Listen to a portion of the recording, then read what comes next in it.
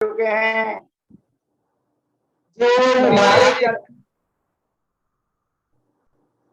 हमारी चर्चा चल रही थी सागुप्ती, समिति, धर्मानुप्रेक्षा, परिसेज, चारित्र्य। तो परिसेज 22 प्रकार के परिसेज होते हैं। परिचय का मतलब होता है कष्ट, परिचय का मतलब होता है आपत्ति, परिचय का मतलब होता है परेशानी। तो जो कष्ट परेशानी का अनुभव हमको होता है, उसके कष्ट और परेशानी जो आनंद की अनुभूति लेता है, आनंदित होता है, प्रसन्न चित्त रहता है, उसको कहते हैं परिचय जय। तो ये 22 परिचय जय होते हैं। और चारित्र ही और 5 प्रकार का चारित्र होता है। ये प्रकार से संबर के कारण आचार्य महाराज ने कहे 5 गुप्तियां, 3 गुप्तियां, 5 समिति, 10 धर्म, 12 अनुप्रेक्षा, 22 परिसेज और 5 प्रकार का चारित्र। इन सबकी चर्चा आचार्य महाराज सूत्र के माध्यम से करेंगे, क्योंकि संबर की चीजें हैं, आत्म कल्याण की चीजें हैं। इसलिए आत्म कल्याण का रास्ता हमारा और आपका प्रशस्त हो, इसलिए इन सब की चर्चा एक एक सूत्र के माध्यम से करेंगे। और उसके बाद कल हमने जिस सूत्र का अर्थ जान लिया था, तपसा निर्जरा च, अब यहाँ पर तपसा अलग से कह दिया है। और आगे 10 धर्म आएगा, 10 धर्म आएंगे, उनमें चर्चा करेंगे।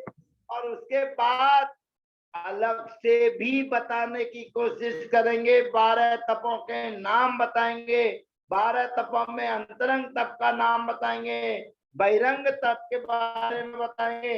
इसलिए यहाँ पर पहले से ही आपको संकेत दे रहे हैं, सचेत कर रहे हैं, सावधान कर रहे हैं कि भैया आगे जिस तप की चर्चा मेरे द्वारा की जाएगी, उस तप से 2 काम होते हैं, एक नहीं। क्या 2 काम होते हैं? कहते तपसा निर्जर, तप से निर्जरा होती है। क्या माने? और जो ऊपर संबर कहा है वह भी होता है।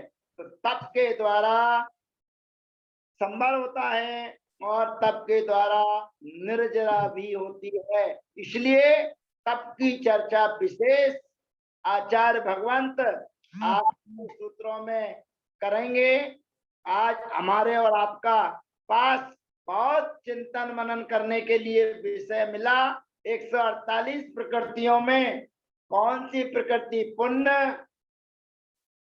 और कौन सी प्रकृति पाप है, इसके बारे में जाना। आगे की चर्चा अपन आगे करेंगे। अब जिनको भी कोई शंका, समाधान, जिज्ञासा, कल्याण की भावना, वे अपनी जिज्ञासा प्रकट कर सकते हैं। सादर आमंत्रित हैं सभी लोग। भैया जी, ये आश्रम भी 57 होते हैं और संवर भी 57, क्या इनका कोई रिलेशन है? कोई रिलेशन नहीं है, सब अलग अलग चीजें हैं। संयोग है। जो संबर के कारण है वो अलग चीज है, और आश्रम के नाम अलग अलग है, इसलिए दोनों एक नहीं हो सकते, है ना। एक सरला बाग में 2 पीके जैन साहब हैं। एक पीके जैन साहब पुराने महामंत्री हैं और एक पीके जैन साहब दूसरे हैं। दोनों अलग अलग है, दोनों एक नहीं हो सकते, नहीं हो सकते। दिल्ली में उन्होंने 2 महानगर कर रखा है। ऐसे ही आश्रम के जो है ये अलग हैं और संबर के 57 कारण अलग है। और कोई प्रश्न? भैया जी, उदय की अपेक्षा जो बताई है वो एक बार वापस बता दें। जी जी जी, मूल क्या है, कर्मों की जो भेद है वो 148 होते हैं। हाँ। कर्मों की जो प्रकृतियां होती है वो 148 होती हैं। अब 148 प्रकृतियों में जो सम्यक प्रकृति है और सम्यक मिथ्यात्व प्रकृतियां हैं। ये दो जो दर्शन मोहिनी की प्रकृतियां हैं, इन दो प्रकृतियों का कभी बंध नहीं होता है, इनका उदय होता है। तो भेद विवक्षा से 148 प्रकृतियों में से ये दो कम हो जाती हैं, तो 146 प्रकृतियों का बंध होता है और 148 प्रकृतियों का उदय होता है। लेकिन 146 और 148 में भी भेद और अभेद की विवक्षा करते हैं। तो अभेद की विवक्षा से बंध योग प्रकृतियां 120 होती हैं। अब बंध योग प्रकृतियां 120 होती हैं, तो प्रश्न आता है कि कर्मों की प्रकृतियां 148 हैं और बंध योग प्रकृतियां 120 कही जा रही हैं, तो बाकी की 28 प्रकृतियां कौन सी हैं, कहाँ गई?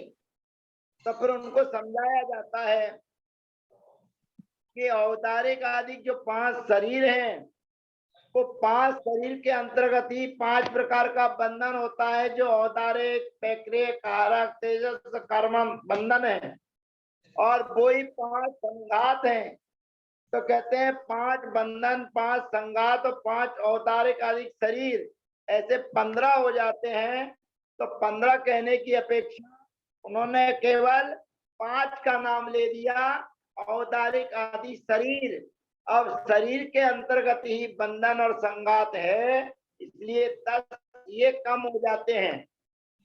और जो स्पर्श, रस, गंध और वर्ण है, इनके उत्तर भेद 20 होते हैं। 8 प्रकार का स्पर्श, 2 प्रकार की गंध, 5 प्रकार का रस और 5 प्रकार का वर्ण, ऐसे टोटल 4 के 20 भेद हो जाते हैं।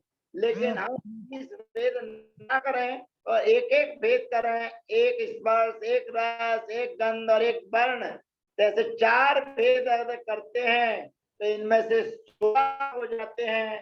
तो 10 और 16 26, और दर्शन मोहिनी की 2 जो प्रकृतियां हैं, सम्यक प्रकृति और सम्यक मिथ्यात्व प्रकृति, इसलिए अभेद विवक्षा से इन 28 प्रकृतियों का बंध नहीं होता है। इसलिए सिद्धांत चक्रवर्ती आचार्य नेमिचंद महाराज जी ने 120 प्रकृतियां बंध योग बताई हैं, और उदय योग सम्यक मिथ्यात्व और सम्यक प्रकृति का उदय होता है, इसलिए 122 प्रकृतियां उदय योग बताई हैं। अब आपको समझ में आ गया होगा। अगला कोई प्रश्न?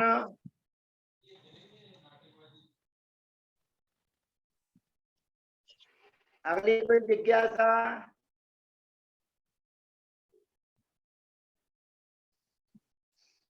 नहीं है, इसका मतलब आवाज नहीं आ रही है। आवाज नहीं आ रही है? आ रही है कि नहीं आ रही है? आ रही है, आ रही है आवाज तो। भैया जी ने हाँ बताइए, और कोई जिज्ञासा भैया जी पहला श्लोक दोबारा बता दीजिए। है? पहला श्लोक, पहला श्लोक कौन सा? 9वें अध्याय का सूत्र अध्याय का? पहला सूत्र, पहला सूत्र। 8वें अध्याय का कि 9वें अध्याय का? हाँ 9वें अध्याय का पहला सूत्र। भैया दिखाना। आश्रम निरोध है संवरा। आश्रव निरोधः संवरः, जो संतान का आश्रव होता है, 5 मिथ्यात्व, 12 अविरति, 25 कसाय और 15 योग, जो 57 प्रकार का आश्रव बताया था, उस आश्रव का निरोध करना, रोकना, उसको नहीं आने देना, उसका नाम है संवर। आश्रव निरोधः संवरः, जो आश्रव का निरोध करता है, रोकता है, उसी को संवर कहते हैं। और संवर जिन कारणों से होता है उनके नाम है सगुप्ती, समिति, धर्म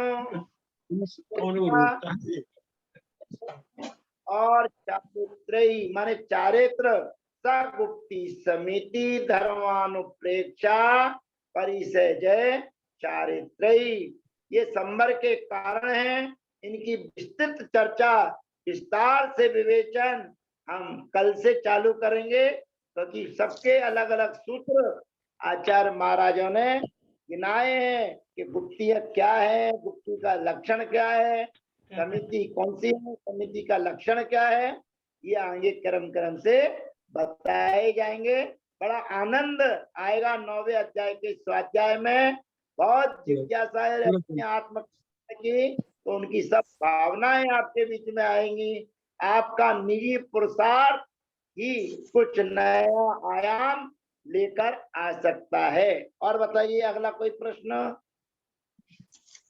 भैया जी, जो कर्म दहन के व्रत है ना, वो उसमें भी तो 148 प्रकृतियों का है। आप एक से कम है, समझाने की दृष्टि से है, भेद विवक्षा से और अभेद विवक्षा से है।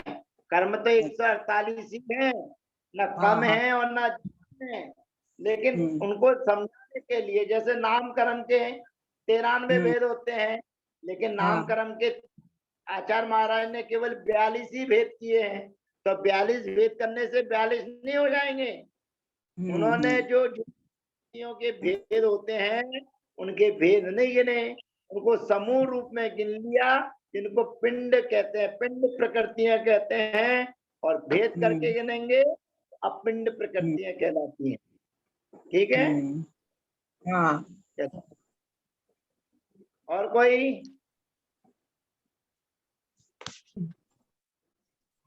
चलिए अरुण भैया जिनवाणी की स्तुति करते हैं। जी भैया जी। जावाणी के